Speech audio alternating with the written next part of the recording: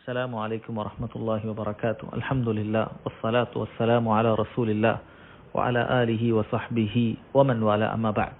ബഹുമാന്യരായ സഹോദരങ്ങളെ സഹോദരിമാരെ, ദുൽഹിജ്ജ 8 ഹജ്ജിന് വേണ്ടി ഇഹ്റാം കെട്ടി തൽബിയത്ത് ചൊല്ലി പ്രവേശിക്കാൻ ഒരുങ്ങുന്ന മക്കയിൽ വ്യത്യസ്ത ഭാഗങ്ങളിൽ എത്തിച്ചേർന്നിട്ടുള്ള മലയാളികളായ സഹോദരി സഹോദരന്മാർക്ക് ഉപകരിക്കുന്ന ചില കാര്യങ്ങളാണ് ഇൻഷാ അല്ലാഹ് ഈ ഒരു ക്ലിപ്പിലൂടെ ഉണർത്താൻ ഉദ്ദേശിക്കുന്നത്. പ്രത്യേകിച്ച് തൽബിയത്തുമായി ബന്ധപ്പെട്ട ചില കാര്യങ്ങളാണ് സഹോദരങ്ങളെ ഇവിടെ കുറിക്കാൻ ഉദ്ദേശിക്കുന്നത്. എന്താണ് തൽബിയത്ത് എന്ന് പറഞ്ഞാൽ? തൽബിയത്ത് എന്ന് പറഞ്ഞാൽ സഹോദരങ്ങൾ, ഹജ്ജിൻ്റെ ഓരോ ഘട്ടങ്ങൾ ശരിക്കും നമ്മൾ ആലോചിച്ചാൽ അത് നമ്മുടെ ജീവിതവുമായി പരലോകവുമായി ഒക്കെ ഒരുപാട് ബന്ധമുള്ള കാര്യങ്ങളാണ് എന്ന് നമ്മൾ തിരിച്ചറിയേണ്ടതുണ്ട്. നമ്മുടെ ഇബാദത്തുകൾ അത് യാന്ത്രികമായി പോകാൻ പാടില്ല. നമ്മൾ എന്താണ് ചെയ്യുന്നത്, എന്താണ് അതിൻ്റെ ഹിക്മത്ത്, അതിൻ്റെ പിന്നിൽ അല്ലാഹു സുബ്ഹാനഹു വ തആല അമൽ നിശ്ചയിച്ചതിൻ്റെ യുക്തി എന്താണ്, അതിൽ ഇങ്ങനെയൊക്കെ അതിന് പ്രാധാന്യം പറയുന്നതിൻ്റെ കാര്യം എന്താണ് എന്നൊക്കെ നമ്മൾ ശരിക്കും ചിന്തിച്ചാൽ നമുക്ക് നല്ല ഭംഗിയിലുള്ളൊരു ഇബാദത്ത്, പ്രത്യേകിച്ച് ഹജ്ജ്, നമുക്ക് ചെയ്യാൻ സാധിക്കും. തൽബിയ സഹോദരങ്ങളെ, നമ്മൾ ഉംറയ്ക്ക് വേണ്ടി തൽബിയത്ത് ചൊല്ലാറുണ്ട്. അതുപോലെ ഹജ്ജിന് വേണ്ടിയിട്ടും നമ്മൾ തൽബിയത്ത് ചൊല്ലാറുണ്ട്. ഹജ്ജിന് വേണ്ടിയിട്ടുള്ള തൽബിയത്താണ് അത് 2-3 ദിവസം നീണ്ടു നിൽക്കുന്നത്. കാരണം ഹാജിമാർ ലബ്ബൈക് അല്ലാഹുമ്മ ഹജ്ജത്തൻ എന്ന് പറഞ്ഞ് ഹജ്ജിലേക്ക് പ്രവേശിച്ച് പിന്നീട് അവർ തൽബിയത്ത് ചൊല്ലിക്കൊണ്ടേയിരിക്കുകയാണ്. ദുൽഹിജ്ജ 10 ജംറത്തുൽ അഖബയിൽ എറിയുന്നത് വരെയും അവർ തൽബിയത്ത് ചൊല്ലിക്കൊണ്ടേയിരിക്കുകയാണ്. ലബ്ബൈക് അല്ലാഹുമ്മ ലബ്ബൈക് ലബ്ബൈക ലാ ശരീക ലക ലബ്ബൈക് ഇന്നൽ ഹംദ വന്നിഅമത ലക വൽ മുൽക്ക് ലാ ശരീക ലക് എന്ന തൽബിയത്ത് അവർ ചൊല്ലിക്കൊണ്ടേയിരിക്കുകയാണ്. അപ്പോൾ എന്താണ് തൽബിയത്ത് കൊണ്ട് ഉദ്ദേശിക്കുന്നത്? തൽബിയത്ത് എന്ന് പറഞ്ഞാൽ യഥാർത്ഥത്തിൽ അല്ലാഹു സുബ്ഹാനഹു വ തആലയുടെ വിളിക്കുള്ള ഉത്തരമാണ് തൽബിയത്ത് എന്ന് പറയുന്നത്. നീ അല്ലാഹുവിൻ്റെ വിളിക്ക് ഉത്തരം ചെയ്തു എന്നുള്ളതാണ് ഈ തൽബിയത്ത് കൊണ്ട് ഉദ്ദേശിക്കുന്നത്. സലഫുകളിൽ ചിലർ തൽബിയത്ത് ചൊല്ലി അവർ ഹജ്ജിന് വേണ്ടി പ്രവേശിച്ചു കഴിഞ്ഞാൽ അവരാകെ മാറുമെന്നാണ്. എത്രത്തോളം എന്ന് വെച്ചാൽ അവരോട് പിന്നീട് സംസാരിക്കാൻ ആളുകൾക്ക് ഭയമുണ്ടാക്കും. അതായത് അവർ ഒരു ഇബാദത്തിലേക്ക് പ്രവേശിച്ചു എന്ന മാറ്റം അവർക്ക് കാണാൻ സാധിക്കും. അതിന് തൊട്ടു മുമ്പുള്ളതുപോലെയല്ല. അപ്പം അത് നമ്മൾ ഉൾക്കൊള്ളേണ്ട കാര്യമാണ്. നമ്മൾ ഹജ്ജിലേക്ക് പ്രവേശിച്ചു കഴിഞ്ഞാൽ നമ്മൾ വലിയൊരു ഇബാദത്തിലേക്കാണ് പ്രവേശിച്ചത് എന്ന ബോധ്യം നമുക്കുണ്ടാകേണ്ടതുണ്ട്. സാധാരണ ഉണ്ടാകുന്ന അമിതമായ സംസാരങ്ങളും ചിരിയും കളിയും ഒക്കെ മാറ്റി വെച്ചുകൊണ്ട് ഞാനൊരു ഇബാദത്തിലേക്ക് പ്രവേശിച്ചു, ആ ഇബാദത്തിലേക്ക് പ്രവേശിക്കുന്ന കാര്യമാണല്ലോ തൽബിയത്ത് എന്ന് പറയുന്നത്. നമ്മൾ ലബ്ബൈക് അല്ലാഹുമ്മ ഹജ്ജൻ എന്ന് പറഞ്ഞ് പ്രവേശിക്കുമ്പോഴാണ് നമ്മൾ ഹജ്ജിലേക്ക് പ്രവേശിക്കുന്നത്. അത് മുതൽക്കാണ് അതിന് തൊട്ടു മുമ്പ് നമുക്ക് ഹലാലായ പല കാര്യങ്ങളും നമുക്ക് ഹറാമായി തീരുന്നത്. നമ്മൾ ഇബാദത്തിലാണ് എന്ന് നമ്മെ ബോധ്യപ്പെടുത്തുന്നതിന് വേണ്ടിയിട്ടാണ് അല്ലാഹു സുബ്ഹാനഹു വ തആല അതൊക്കെ നിശ്ചയിച്ചിട്ടുള്ളത് എന്നാണ്. ഇനി തൽബിയത്തിനെ കുറിച്ച് നബി സല്ലല്ലാഹു അലൈഹി വസല്ലം പറഞ്ഞത് തന്നെ നോക്കൂ. അഫ്ളലുൽ ഹജ്ജി അൽ അജ്ജു വസ്സൽജ് എന്നാണ് പറഞ്ഞിട്ടുള്ളത്. ഹജ്ജിന്റെ ഏറ്റവും പ്രത്യേകതയുള്ള ഏറ്റവും മുന്തിയത് എന്ന് പറഞ്ഞത് അൽ അജ്ജു വസ്സൽജ്. അജ്ജ് എന്ന് പറഞ്ഞാൽ റഫ്ഉ സൗതി ബി തൽബിയ എന്നാണ്, തൽബിയത്ത് കൊണ്ട് ശബ്ദമുയർത്തൽ എന്നാണ്. സജ്ജ് എന്ന് പറഞ്ഞാൽ ധാരാളക്കണക്കിന് നിങ്ങൾ ബലിമൃഗത്തെ അറുക്കുക എന്നുള്ളതാണ്.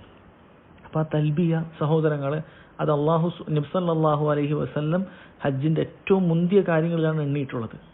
തവാഫ് എന്ന് പറഞ്ഞില്ല, അറഫ എന്ന് പറഞ്ഞില്ല. യഥാർത്ഥത്തിൽ അറഫയിലുള്ള നിൽക്കൽ അത് ഹജ്ജിന്റെ റുക്കനാണ്. തവാഫുൽ ഇഫാദ ഹജ്ജിന്റെ റുക്കനാണ്.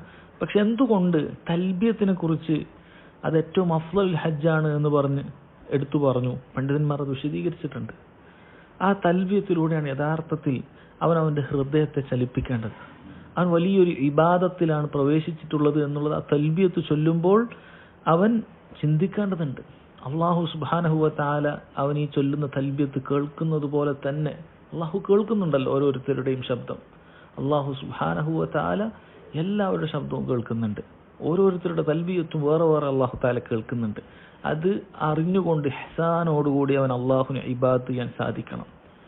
ലബ്ബൈക് അല്ലാഹുമ്മ ലബ്ബൈക് എന്ന് പറയുമ്പോൾ അല്ലാഹു നിന്റെ വിളിയാളത്തിന് ഇതാ ഞാൻ ഉത്തരം നൽകിയിരിക്കുന്നു എന്ന് അവൻ പറയുന്നത് അവൻ ശരിക്കും ചിന്തിക്കണം. അല്ലാഹു ഇത് കേട്ടുകൊണ്ടേയിരിക്കുകയാണ്.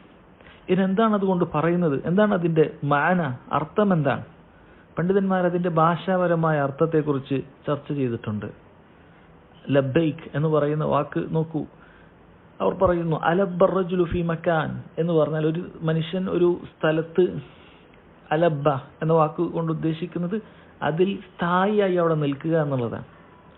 ഇവിടെ കൊണ്ട് ഉദ്ദേശിക്കുന്നത് ഇജാബത്തുൻ ദായിമ ഫിൽ ഹജ്ജ്. ഹജ്ജിൽ അവൻ പറയുന്നത് ഒരു സ്ഥിരമായിട്ടുള്ളൊരു ഉത്തരം ചെയ്യലാണ് അവൻ ഹജ്ജിന് കൊടുക്കുന്നത്. അഥവാ അവൻ അല്ലാഹു സുബ്ഹാനഹു വ തആലക്ക് അവൻ്റെ എല്ലാ വിളിയാളത്തിനും എല്ലാ കൽപ്പനകൾക്കും ഞാനിതിന് ഉത്തരം ചെയ്യാൻ പോകുന്നു എന്ന് പറഞ്ഞ് ആരംഭിക്കുകയാണ്.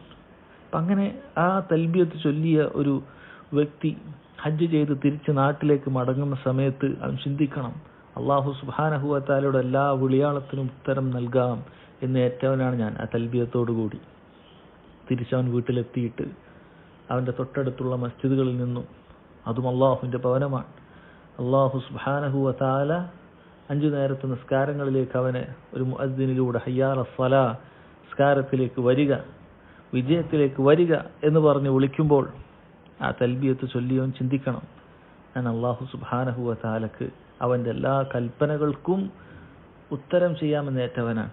അങ്ങനെയുള്ള ഒരുവൻ എങ്ങനെയാണ് പിന്നീട് നിർബന്ധ നിസ്കാരം അത് സമയം തെറ്റിക്കാനും മസ്ജിദുകളിലേക്ക് പോകാതെ വീടുകളിൽ നിന്ന് തന്നെ നിസ്കരിക്കാനും ഒക്കെ സാധിക്കുക? ഇല്ല. അവൻ അല്ലാഹു സുബ്ഹാനഹു വ തആലയെ അനുസരിക്കുന്ന ഒരു പുതിയ മനുഷ്യനായി അവൻ തീരുന്നതാണ്. ഈ തൽബിയത്തിലൂടെ അവൻ ചിന്തിക്കേണ്ടതുണ്ട്, ഞാൻ അള്ളാഹുവിന് ഉത്തരം കൊടുക്കേണ്ടവനാണ് എന്ന് ചിന്തിക്കേണ്ടതുണ്ട്. ഇനി സ്ത്രീകളാകട്ടെ, അവരും തൽബിയത്ത് ചൊല്ലേണ്ടവരാണല്ലോ, പതുക്കെയാണെങ്കിലും അവരും പതുക്കെ തൽബിയത്ത് ചൊല്ലേണ്ടവരാണ്. അവരും തിരിച്ചറിഞ്ഞ് ഞാൻ അള്ളാഹുവിൻ്റെ എല്ലാ കൽപ്പനകൾക്കും ഉത്തരം നൽകുകയാണ്. തിരിച്ച് ഞാൻ നാട്ടിലേക്ക് എത്തിയാൽ അള്ളാഹു സുബ്ഹാനഹു വ തആലയ്ക്ക് ഇഷ്ടമല്ലാത്ത വേഷവിധാനങ്ങൾ, രൂപങ്ങൾ അത് ഞാൻ സ്വീകരിക്കാൻ പാടില്ല. ശരീരം മുഴുവൻ മറച്ച് അള്ളാഹു തആല കൽപ്പിച്ചതുപോലെ വീടിനകത്തായാലും പുറത്തായാലും ജീവിക്കാൻ ഓരോ സ്ത്രീയും ശ്രദ്ധിക്കേണ്ടതുണ്ട്. കാരണം അള്ളാഹുവിൻ്റെ വിളിയാളത്തിന് ഉത്തരം ഞാൻ ചെയ്തു കൊള്ളാം, ലബ്ബൈക് അല്ലാഹുമ്മ ലബ്ബൈക് എന്ന് പറഞ്ഞവളാണ് ആ സ്ത്രീ. തിരിച്ചെത്തിയാൽ അവൾക്ക് ആ ബോധ്യമുണ്ടാക്കണം.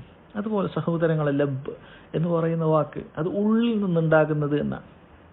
ഇജാബത്തുൻ നാബിഅത്തുൻ മിൻ ഖൽബിക്, നിന്റെ ഹൃദയത്തിൻ്റെ ഉള്ളിൽ നിന്നുണ്ടാകുന്ന ആ ഒരു വിളിയാളത്തിനാണ് ലബ്ബൈക് എന്ന് പറയും. അതിൻ്റെ ഭാഷാപരമായ ഒരു അർത്ഥം അങ്ങനെയാണ്, ഉള്ളിൽ നിന്നാണ്, ഹൃദയത്തിൻ്റെ ഉള്ളിൽ നിന്ന് നീ അല്ലാഹു സുബ്ഹാനഹു വ തആലക്ക് ഉത്തരം നൽകണം. കേവലം നാവ് കൊണ്ടുള്ളൊരു കാര്യമായി തീരാൻ പാടില്ല.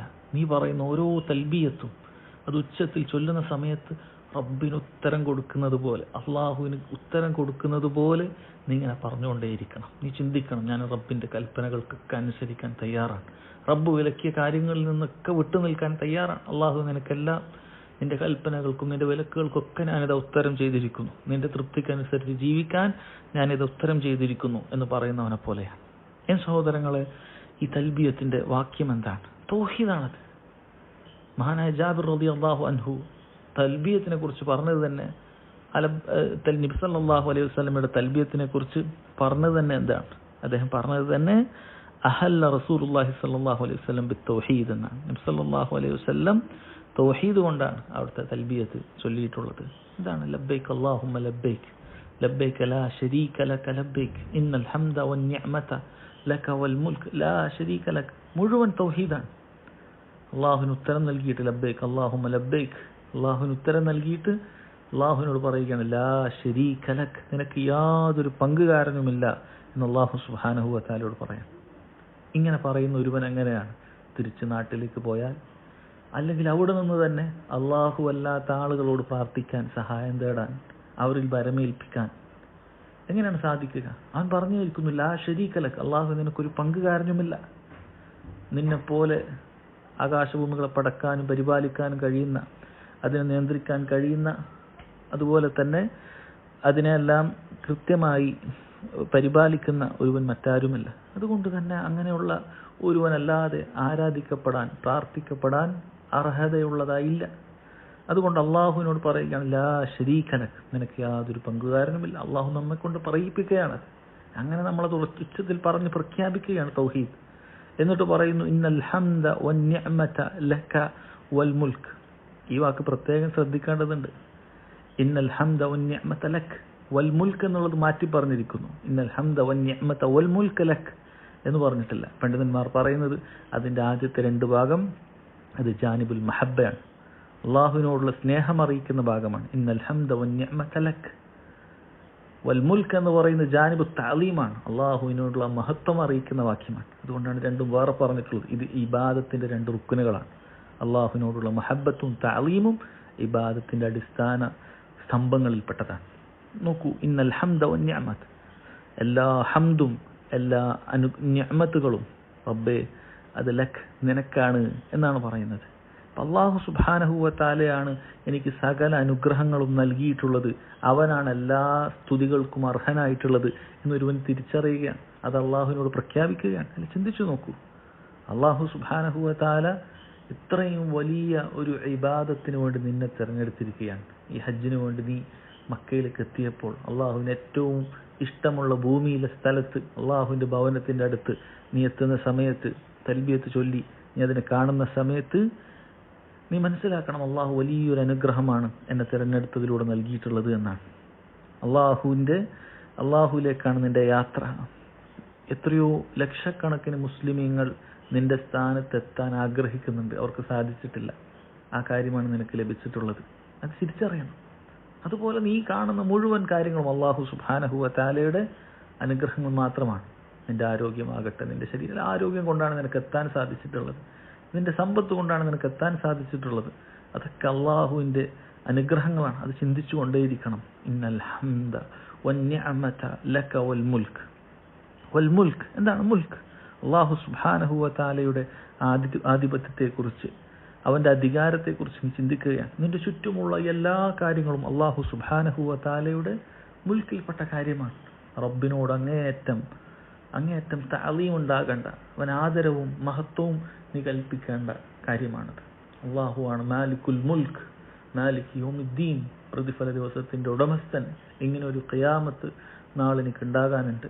അവിടെ എല്ലാത്തിനുള്ള സൽക്കർമ്മങ്ങൾ ചെയ്തവൻക്ക് അവനുള്ള പ്രതിഫലവും തിന്മകൾ ചെയ്തവർക്കുള്ള നരകവും എല്ലാം നിശ്ചയിക്കുന്ന എല്ലാത്തിൻ്റെയും ഉടമസ്ഥനായ യൗമുദ്ദീനിൻ്റെ പ്രതിഫല ദിനത്തിൻ്റെ മാലിക് അള്ളാഹു സുബ്ഹാനഹു വ തആല, അവനെക്കുറിച്ച് നീ ചിന്തിച്ചുകൊണ്ടേയിരിക്കണം. യഥാർത്ഥത്തിൽ ഹജ്ജ് എന്ന് പറഞ്ഞാൽ പണ്ഡിതന്മാർ പറയുന്നത് അത് ഖിയാമത്ത് നാളിൻ്റെ ഒരു ചെറിയ രൂപമെന്നാണ്. ഖിയാമത്ത് നാളിൻ്റെ ഒരു ചെറിയ രൂപമാണ്. നമ്മളൊക്കെ ഖബറിൽ നിന്നും ഖബർ പൊട്ടിപ്പുളർന്ന് നമ്മൾ മഹ്ശറിലേക്ക് നടക്കുന്നതായിരിക്കും. അതുപോലെ നമ്മൾ ചിന്തിക്കേണ്ടതുണ്ട്. നമ്മൾ സാധാരണ ദുനിയാവിലൊരു ലോകത്തു നിന്ന് മറ്റൊരു ലോകത്തേക്ക് പോകുന്നത് പോലെയാണ്. നോക്കൂ, പുരുഷന്മാരുടെ വസ്ത്രം തന്നെ എന്താ? 2 തുണി മാത്രമാണ്. ഒരു ഇസാറും ഒരു രിദാവും, ഒരു മേൽമുണ്ടും ഒരു തുണിയും, അത് മാത്രമാണുള്ളത്. യഥാർത്ഥത്തിൽ ഇതേ വസ്ത്രമിട്ട് ഖബറിലേക്ക് വെക്കപ്പെട്ട ആളുകൾ ആരാണ്? മയ്യിത്തുകളാണ്, മരിച്ചവരാണ്. അവർ ആ ഒരു വസ്ത്രത്തിലാണ് നമ്മളുള്ളത്. ദുനിയാവ് മുഴുവൻ ഉപേക്ഷിച്ചിരിക്കുക. നമുക്ക് ദുനിയാവിൽ മറ്റൊന്നും നമ്മൾ ഉപയോഗിക്കുന്നില്ല. ഈ 2 വസ്ത്രമാണ് നമ്മളാകെ ഉപയോഗിക്കുന്നത്. എന്നിട്ട് ജനങ്ങൾ എല്ലാവരും ഒരുമിച്ച് കൂടുകയാണ്. ഹജ്ജിന് അങ്ങനെയാണല്ലോ സഹോദരങ്ങളെ. അപ്പോൾ ആ ഒരു അവസ്ഥയിലേക്കാണ് നമ്മൾ പോകുന്നത്. മറ്റൊരു ലോകത്തേക്ക് നമ്മൾ പോകുന്നത് പോലെ തന്നെയാണ്. അവിടെ ഖിയാമത്ത് നാളിലുള്ളതുപോലെ ആളുകളെല്ലാം അങ്ങനെ ഒരുമിച്ച് കൂടിയിരിക്കുകയാണ്. ഈ ഒരു സന്ദർഭത്തിൽ നമ്മൾ തൽബിയത്ത് ചൊല്ലുന്ന സമയത്ത് ഈ കാര്യം നമ്മൾ ചിന്തിച്ചുകൊണ്ടേയിരിക്കുക. അള്ളാഹുവിൻ്റെ ഉത്തരമാണ് നൽകുന്നത്. ലബ്ബൈക് അല്ലാഹുമ്മ ലബ്ബൈക്, ലബ്ബൈക ലാ ശരീക ലക ലബ്ബൈക്, ഇന്നൽ ഹംദ വന്നിഅമത ലക വൽ മുൽക്ക് ലാ ശരീക ലക. അള്ളാഹു സുബ്ഹാനഹു വ തആല വളരെ ഭംഗിയായി ആഫിയത്തോടുകൂടി ഹജ്ജിൻ്റെ ഓരോ കർമ്മങ്ങളും നിർവഹിക്കാൻ എല്ലാവർക്കും തൗഫീഖ് ചെയ്യുമാറാകട്ടെ. വല്ലാഹു തആല അഅലം. വസല്ലല്ലാഹു അലാ നബീന മുഹമ്മദ് വഅലാ ആലിഹി വസഹ്ബിഹി വസല്ലം.